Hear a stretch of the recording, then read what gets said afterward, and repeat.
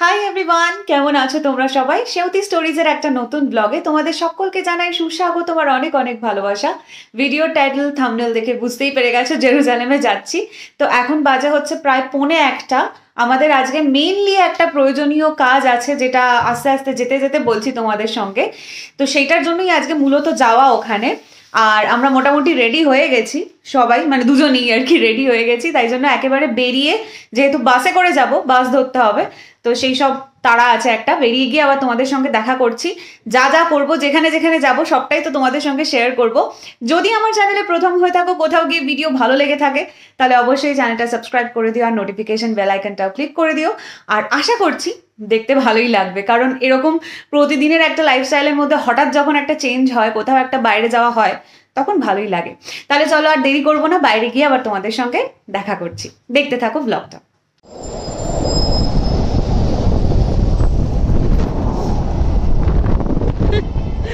হাওয়া এমন দিচ্ছে, ফুলগুলো সব উড়ে উড়ে নিচে নেমে যাচ্ছে, এদিকে চলে যাচ্ছে।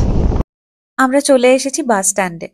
আর আজকে জেরুজালেম যাওয়ার মেইন কারণ তোমাদের আগেও একবার ভিডিওতে বলেছিলাম, যেহেতু দেশে যাচ্ছি, তো কিছু মানুষকে কিছু সুভেনিয়ার্স অবশ্যই দেওয়ার আছে। এবং সেটা আমাদের মনে হয়েছে যে জেরুজালেম থেকেই কিন্তু খুব ভালোভাবে আমরা কালেক্ট করতে পারবো, কারণ আগে যখন জেরুজালেমে ঘুরতে গেছি সেই সময়তে এমন কিছু দোকান দেখেছি যেখান থেকে দারুণ দারুণ সমস্ত জিনিস পাওয়া যায়। তুমি নিজেকে দেখো, তুমি জানো ক্যামেরাটা এইখানে। ও আচ্ছা। বাসে উঠে পড়েছি।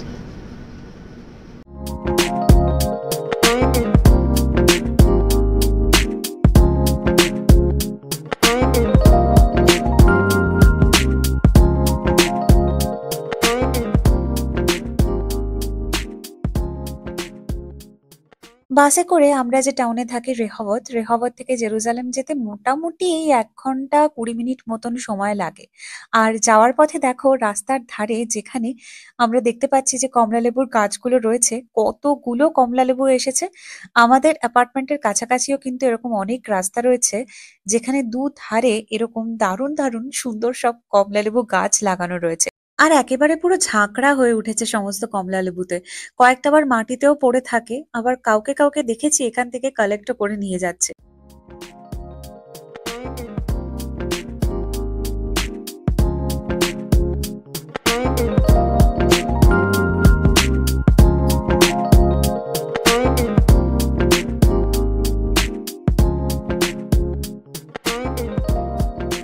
নেমে পড়লাম জেরুজালেমে। আর জেরুজালেমে নামতে না নামতেই সঙ্গে করে যে লঙ্গরটা নিয়ে এসেছি সেটা সাথে সাথেই চাপিয়ে নিতে হলো। ভয়ঙ্কর ঠান্ডা, মানে আমরা যে টাউনে থাকি রেখাবত টাউনে সেরকম ঠান্ডাটা একেবারে নেই বললেই চলে। এখানে এসে একেবারে জাঁকিয়ে যেরকম ঠান্ডা পড়েছে সেটা ভালো মতন টের পাওয়া যাচ্ছিল।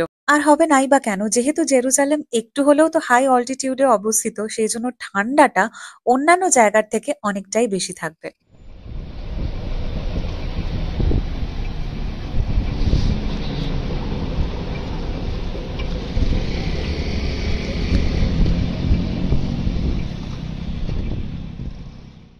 আমরা মূলত যাচ্ছি ইয়োয়েল মোশে সলোমন স্ট্রিটে, যেখানকার একটা দোকান থেকে আমাদের কিছু সুভেনিয়ার্স কালেক্ট করার আছে।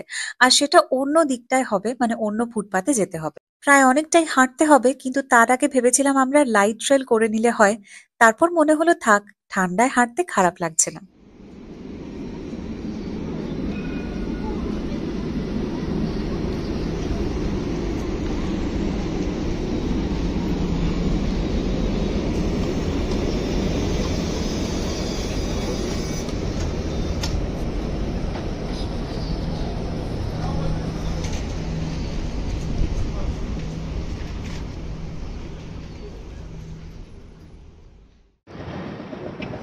কনকনে ঠান্ডা। জ্যাকেটের মানে ও সৌরভ একটা শার্ট পরেছে, তার উপরে একটা জ্যাকেট, তার উপরে একটা কোট। আমার এটা সোয়েটার, তার উপরে আমি একটা লং কোট পরেছি, কারণ নয়তো এখানে মানে প্রচুর একেবারে কেঁপে গেলাম নামতে না নামতে। আদারওয়াইজ সব কিছু পরে নিলে ওয়েদার দারুণ। আজকে জেরুজালেমের এই ঠান্ডাটার সঙ্গে গত বছর দার্জিলিং এ যেরকম ঠান্ডা পেয়েছিলাম ঠিক তার মতনই একটা মিল পাচ্ছিলাম। তবে যাই বলো, আকাশটা এত সুন্দর নীল আর তার মধ্যে মাঝে মাঝে এরকম ম্যাপেল গাছ দেখতে পেয়ে সত্যিই মনটা খুব খুশি খুশি লাগছিল। মনে হচ্ছিল একটা অন্যরকম জায়গা উপভোগ করতে চলে এলাম।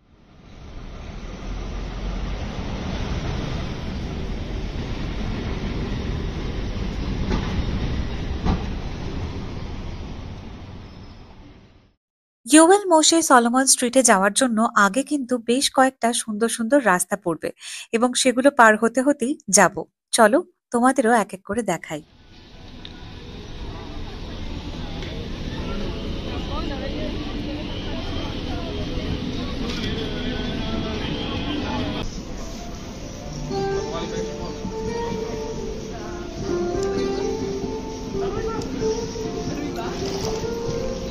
Shalom.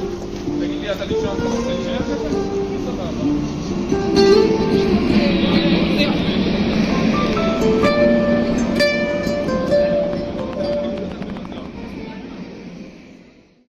গতবার যখন এসেছিলাম তখন এই জায়গাটায় একটা ছোট্টখাট্ট মেলা বসেছিল, আর তার পাশাপাশি বেশ কিছু পুরোনো মডেলের টেলিভিশন এখানে জড়ো করে রাখা ছিল।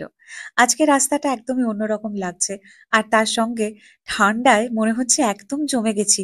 হাতটা যেন এই কোটের পকেট থেকে বাইরে বার করাই যাচ্ছে না।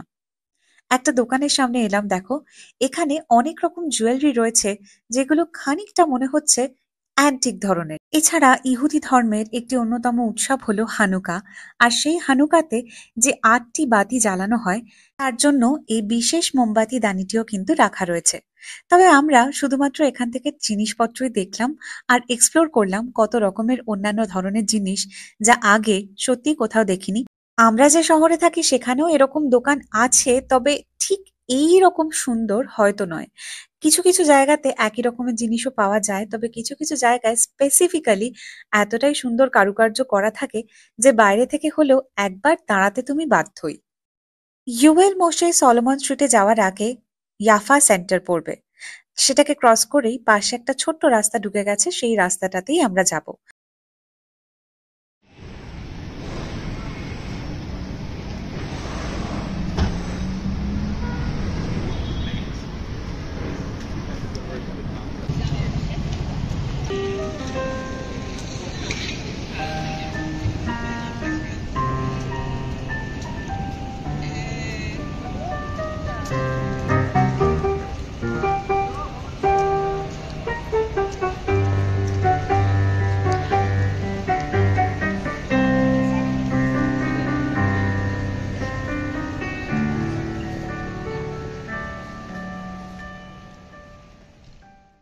যাকে পিয়ানোটি বাজাতে দেখলে তিনি কিন্তু একজন পথচারী মাত্র। মানে এই রাস্তাটায় এরকমই একটি পিয়ানো রাখা রয়েছে এবং মাঝে মধ্যেই এক একজন এসে এরকম ভাবে পিয়ানো বাজিয়ে যাচ্ছেন নিজের মনের মতন, নিজের ইচ্ছে মতন। আমরাও যখন আগের বারে এসেছিলাম তখন অন্য দিকের একটি রাস্তাতে এরকম একটি পিয়ানো রাখা ছিল, যেটি আমি আর সৌরভ দুজনেই পালা করে বাজিয়েছিলাম এবং আমাদের পরেই আরো একজন এসে সেই পিয়ানোটি বাজিয়ে গেলেন। এরম একটা সুন্দর রাস্তায় মাঝে মধ্যে যদি কেউ পিয়ানো বাজায় আর সুন্দর সুন্দর সুর তোমার কানে এসে পৌঁছয়, তাহলে রাস্তায় হাঁটাচলা করতে যেন মনটা আরো বেশি আনন্দে ভরে ওঠে। এইবার আমরা ফাইনালি সেই রাস্তাটায় যাব যে রাস্তাটায় আগে প্রচন্ড উৎসাহ নিয়ে আমরা ঘুরতে এসেছিলাম, কারণ এই রাস্তাটা জানো গুগলে আমব্রেলা স্ট্রিট হিসেবে পরিচিত। তার কারণ গরমের সময়তে এখানে ছাতা দিয়ে সাজানো হয়। দেখো, তোমাদের বোঝার জন্য একটা ছবিও আমি পাশে অ্যাটাচ করে দিয়েছি। কি সুন্দর দেখতে লাগে বলো, কালারফুল এরকম ছাতা দিয়ে সাজানো হলে। কিন্তু এই রাস্তাটা যখনই শীতের সময় চলে আসে তখন কিন্তু ছাতাগুলোকে আবারও খুলে নেওয়া হয় এবং আলো দিয়ে সাজিয়ে দেওয়া হয়।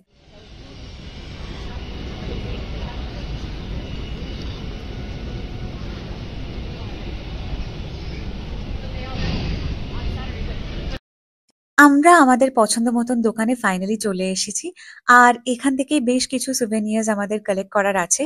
অবশ্যই কি নিলাম সেটা আর তোমাদের আলাদা করে বলছি না, তবে দেখতেই পাচ্ছ এখানে নানান রকমের ফ্রিজ ম্যাগনেট রয়েছে, চাবির রিং রয়েছে, এছাড়াও অনেক রকমের জুয়েলারি রয়েছে, আর তার পাশাপাশি ভেতরে ঘর সাজানোর জন্য কিন্তু নানান রকমের জিনিস রয়েছে। আমার এই দাবার গুটিগুলোও কিন্তু দেখতে খুব ভালো লাগছিল। এগুলো খেলে কতটা মজা হবে তা জানি না, তবে ঘরে সাজিয়ে রাখলে একটা কোণায় দেখতে কিন্তু বেশ ভালোই লাগবে। এই দোকানটাতে লাস্ট টাইম যখন এসেছিলাম তখন খুব সুন্দর সুন্দর কয়েকটা জিনিস মনে প্রাণে ধরে নিয়ে গেছিলাম, আর সেটার কথা মাথায় রেখে কিন্তু আরো একবার ঠিক চিনে চিনে এই দোকানে চলে এসেছি। সত্যি হরেক রকম জিনিসের কালেকশন রয়েছে, আর তার পাশাপাশি এত সুন্দর রকমের সমস্ত হার রয়েছে। আসলে যিনি বিক্রেতা তারা হলেন মূলত জুয়েলারি ব্যবসায়ী। এই রাস্তাটা ওভারঅল খুবই সুন্দর, কিন্তু তার থেকেও বেশি সুন্দর হলো এই যে একটা অসাধারণ গলি। চলো তোমাদের একটু ভেতর থেকে ঘুরিয়ে আনি।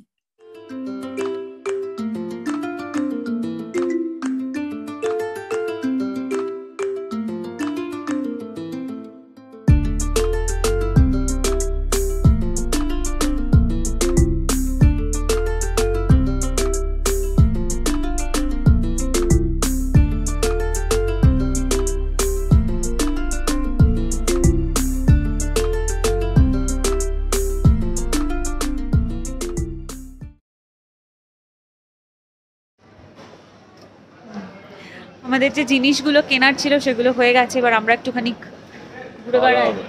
খাওয়া দাওয়া করতে হবে, দুপুরে খাওয়া দাওয়া না, করিনি। দুপুরে খাওয়া দাওয়া মানে ব্রেকফাস্ট brunch করে ছিল। বেরিয়েছি, ব্রাঞ্চ না, ওটা ব্রেকফাস্ট ছিল। কামন, 9:30 10টার মধ্যে আমরা খেয়েছি, ওটা ব্রেকফাস্টই, ওটা ব্রাঞ্চ না। তো একটুখানি কিছু খাই। তাহলে তো ওইদিকে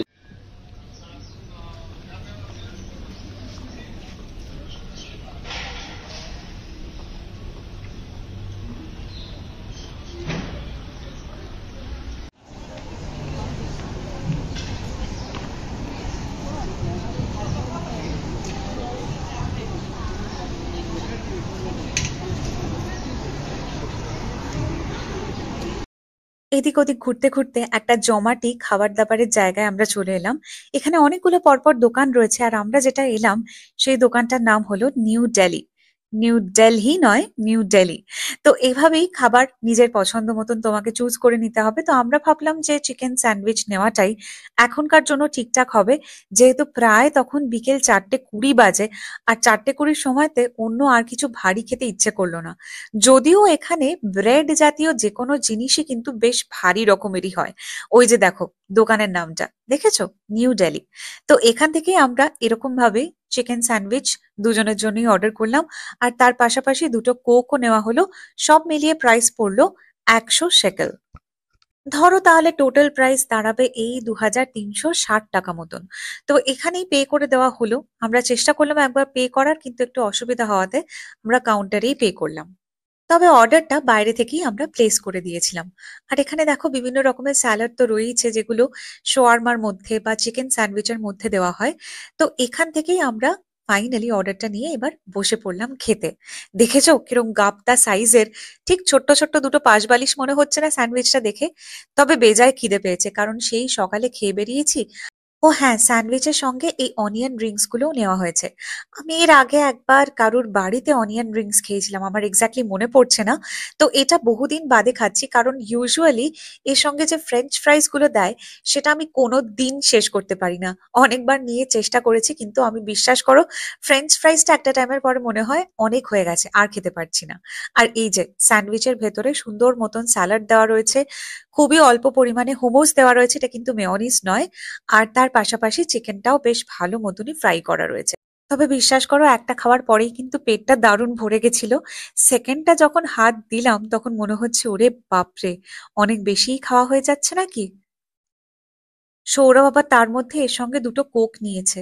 আচ্ছা, ঠান্ডার সময়তে যেখানে এতটা ঠান্ডা লাগছে, সেখানে এই ঠান্ডা জিনিসটা কি আর কোনোভাবে খাওয়া যায় তোমরাই বলো তো। আমি অনেক কষ্টে বেশ কিছুটা খেলাম, কিন্তু পুরোটা আমি শেষ করতে পারিনি, সৌরভও শেষ করতে পারিনি। আর তার ফাঁকেই দেখো মাথায় আমি টুপি পরে নিয়েছি, কারণ যে পরিমাণে ঠান্ডা লাগছে আমি আর কোনো রিস্ক নিতে পারলাম না।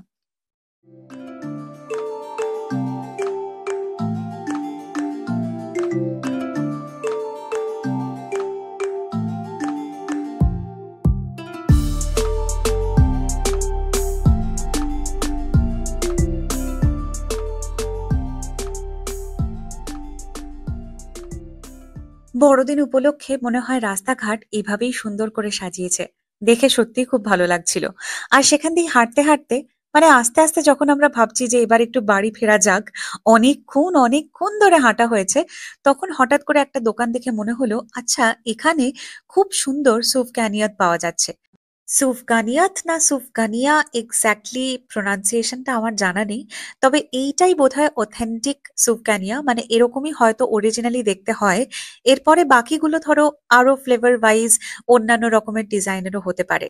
রেহবতের শপিং মলে আমরা যে সুফগানিয়ারটা খেয়েছিলাম লাস্ট টাইম, সেটা পেস্তা দেওয়া ছিল।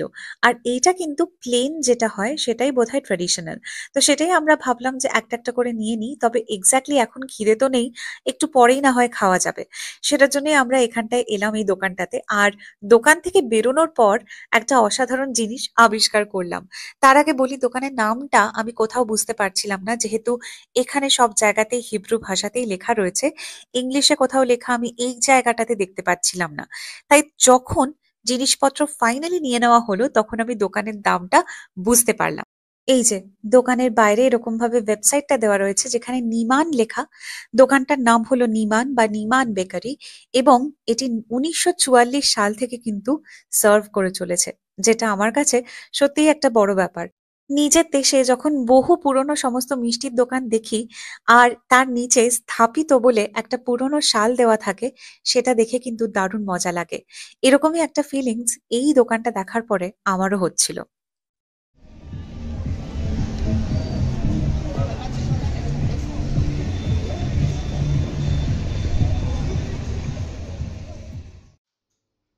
বাস স্টপে যাব, তবে তার আগে হঠাৎ করে আমরা ডিসকভার করলাম, আরে সন্ধেবেলায় চা বা কফি কিছুই তো খাওয়া হয়নি।